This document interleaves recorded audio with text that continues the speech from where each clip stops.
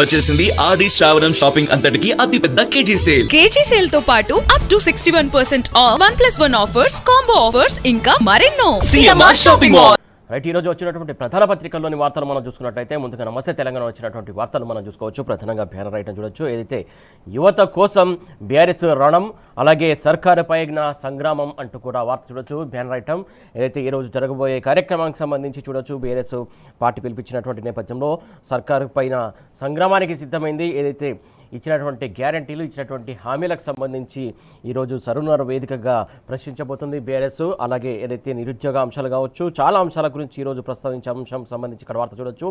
Congress bogus హామీలపై సరునగర్లో సమరభేరి, అలాగే డిక్లరేషన్ల పేరిట Congress party దగా చేసింది, 2.5 ఏళ్లైనా కూడా అమలు కాని హామీలు అంటూ వార్త చూడొచ్చు. అధికారంలోకి వచ్చిన నయవంచనకు గురి చేస్తుంది కాంగ్రెస్ సర్కార్ అంటూ కూడా ఇక్కడ వార్తను చూడొచ్చు. మనం ఎక్కడికక్కడ ఎండగడుతున్న గులాబీ పార్టీ డిక్లరేషన్లో ప్రకటించిన చోటే వంచన సభలు నిర్వహిస్తోంది బీఆర్ఎస్ పార్టీ. ఏదైతే కాంగ్రెస్ పార్టీ డిక్లరేషన్లు ఇచ్చుకుంటా, అలవి కానీ హామీలు ఇచ్చుకుంటా వచ్చింది, అదే వేదికల సాక్షిగా ఇటు బీఆర్ఎస్ సభ పెడుతూ వారిని ఎండగడుతున్నట్టు అంటే అంశం సంబంధించి ఇక్కడ వార్త చూడొచ్చు క్లియర్ కట్గా. వరంగల్ రైతు సదస్సు తర్వాత బోగస్ యూత్ డిక్లరేషన్ పైన కూడా ఫోకస్, అలాగే నిరుద్యోగ యువతకు అండగా పోరుబాట కొనసాగిస్తుంది బీఆర్ఎస్ సర్కారు. నేడు బీఆర్ఎస్ యువ సంగ్రామ సదస్సు ఉంటుంది. దానికి సంబంధించి ఇక్కడ క్లియర్ కట్గా చూడొచ్చు. ఏదైతే ఈ సభకు సంబంధించి ఎగవేసిన హామీలు వెంటాడుతున్నాయి, గాలి పోగేసి చెప్పినటువంటి గ్యారంటీలు గారడి అని తేలిపోయాయి. ఎలాగైనా అధికారమే లక్ష్యంగా అడ్డగోలుగా కురిపించినటువంటి హామీలు పచ్చి మోసమని తేటతెల్లమవుతోంది. ఎగవేసిన ఒక్కో హామీ నైలాన్ తాడులా ఇప్పుడు కాంగ్రెస్ సర్కారు మెడకు చుట్టుకుంటున్నది. దగా పడినటువంటి ఒక్కో వర్గం నుంచి దండు కడుతున్నది. గులాబీ జెండా నీడన వారికి అండ దొరుకుతున్నది అంటూ కూడా ఇక్కడ వార్త చూడొచ్చు. ఎక్కడికక్కడ డిక్లరేషన్లు అంటూ కాంగ్రెస్ సభలు పెట్టి మాయం చేసిందో అక్కడే ఆ ప్రజాక్షేత్రంలోనే హామీల సంగతి ఏందో తేల్చుకుంటుంది బీఆర్ఎస్ పార్టీ. వరంగల్లో ఇటీవల రైతు సంగ్రామ సదస్సు పెట్టినటువంటి గులాబీ పార్టీ నేడు హైదరాబాద్లోని సరూర్నగర్లో యువ సంగ్రామ సదస్సు నిర్వహిస్తున్నది.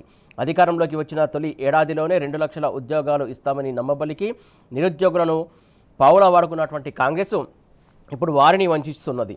జాబ్ నోటిఫికేషన్ రాక నైరాశ్యంలో మునిగినటువంటి నిరుద్యోగులు నిరసనలకు దిగుతున్నటువంటి వేళ బీఆర్ఎస్ పార్టీ యువ సంగ్రామ సదస్సు పేరిట సర్కారుపై సమరశంఖం పూరిస్తున్నది అంటూ కూడా ఇక్కడ వార్త చూడొచ్చు. ఏదైతే ఈ సభకు సంబంధించి నిర్వహించకూడదు, అనుమతి నిరాకరించినటువంటి అంశం సంబంధించి కూడా క్లియర్గా ఇక్కడ చూడొచ్చు. ఏదైతే కాంగ్రెస్ కుట్రలు పటాపంచలయ్యాయి అంటూ ఇక్కడ వార్త చూడొచ్చు. రేవంత్ పన్నాగం విఫలమైంది, యువ సంగ్రామ సదస్సును అడ్డుకునేందుకు కాంగ్రెస్ పార్టీ కుట్రలు చేసిందంటూ ఇక్కడ వార్త చూడొచ్చు. ఎన్ని నిర్బంధాలు విధించినా కూడా యువత కోసం గళమెత్తుతామంటూ కూడా బీఆర్ఎస్ వర్కింగ్ ప్రెసిడెంట్ కేటీఆర్ నిన్న తేల్చి చెప్పినటువంటి అంశం సంబంధించి ఇక్కడ వార్త చూడొచ్చు క్లియర్ కట్గా. అలాగే సదస్సుకు హైకోర్టు అనుమతి లభించింది. హైకోర్టు అనుమతి కూడా ఇచ్చినటువంటి అంశం సంబంధించి ఇక్కడ క్లియర్ కట్గా వార్త చూడొచ్చు. బీఆర్ఎస్ సభకు సర్కారు అనుమతి నిరాకరణ, ప్రభుత్వ వాదనను తోసిపుచ్చినటువంటి న్యాయమూర్తి సభ నిర్వహించేందుకు హక్కు ఉన్నదని కూడా హైకోర్టు స్పష్టం చేసింది. దానికి సంబంధించి క్లియర్ కట్గా మనం వార్తలు చూడొచ్చు. అసలు హైకోర్టు ఏమందో ఒకసారి డీటెయిల్గా చూసే ప్రయత్నం చేద్దాం. బీఆర్ఎస్ పార్టీ నిర్వహించినటువంటి తలపెట్టినటువంటి యువ సంగ్రామ సదస్సుకు హైకోర్టు షరతులతో కూడినటువంటి అనుమతి మంజూరు చేసింది. హైదరాబాద్ సరూర్నగర్ ఇండోర్ స్టేడియంలో ఈ నెల 18 ఉదయం అంటే ఈరోజు ఉదయం సభ నిర్వహించుకునేందుకు అనుమతి ఇచ్చినటువంటి అంశం సంబంధించి క్లియర్ కట్గా చూడొచ్చు. దానికి సంబంధించి వార్త చూడొచ్చు. 10 గంటలకు సాయంత్రం 7 గంటల లోపు సభ నిర్వహించుకోవచ్చని స్పష్టం చేసింది. సదస్సును శాంతియుతంగా నిర్వహించాలని, జాతీయ రహదారిపై ట్రాఫిక్ సమస్య తలెత్తకుండా చూడాలని, రహదారుల దిగ్బంధం ప్రజలకు అసౌకర్యం కలిగించొద్దని ఆదేశించింది. రెచ్చగొట్టే ప్రసంగాలు, విద్వేషాలను ప్రేరేపించే వ్యాఖ్యలు చేయరాదని, చట్టం శాంతి భద్రతలకు విఘాతం కలగకుండా పోలీసులు విధించే అన్ని సహేతుకమైనటువంటి షరతులు పాటించాలని కోర్టు సూచించింది. దానికి సంబంధించి ఈ తీర్పు రేవంత్ సర్కారుకు చెంపపెట్టంటూ కూడా బీఆర్ఎస్ సంబంధించినటువంటి ఎంపీ వద్దిరాజు రవిచంద్ర నిన్న మాట్లాడినటువంటి అంశం కూడా క్లియర్ కట్గా చూడొచ్చు. ఏదైతే కోర్టు ఇచ్చినటువంటి తీర్పే చెంపపెట్టు లాంటిదంటూ కూడా ఆయన అభివర్ణించారు. దానికి సంబంధించి వార్త చూడొచ్చు. బీఆర్ఎస్ యువ సంగ్రామ సదస్సుకు హైకోర్టు అనుమతి ఇవ్వడం ప్రభుత్వానికి చెంపపెట్టు లాంటిది అంటూ కూడా ఆయన చెప్పినటువంటి అంశం సంబంధించి చూడవచ్చు. ప్రభుత్వం ఎన్ని ఆటంకాలు సృష్టించినా కూడా నిరుద్యోగ యువత తరపున బీఆర్ఎస్ పోరాడుతుంది. యూత్ డిక్లరేషన్లోని హామీలు నెరవేర్చేదాకా సర్కారును వదిలిపెట్టబోము. సభకు నిరుద్యోగులు పెద్ద సంఖ్యలో తరలివచ్చి రేవంత్ సర్కారుకు కళ్ళు తెరిపించాలంటూ కూడా ఆయన పిలుపునిచ్చినటువంటి అంశం సంబంధించి క్లియర్ కట్గా చూడొచ్చు. రైట్,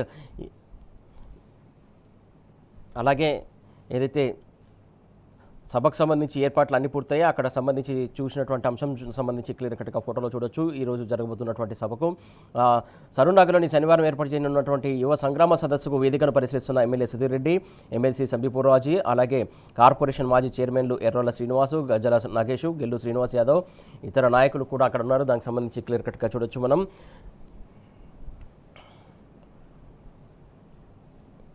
ఈ అంశం సంబంధించి ఇక డీటెయిల్గా చూసే ప్రయత్నం చేద్దాం. ప్రధానంగా ఏదైతే కాంగ్రెస్ కుట్రలు ఎలా చేసింది, ఎలా పనింది అనేది దానికి సంబంధించి చూడొచ్చు.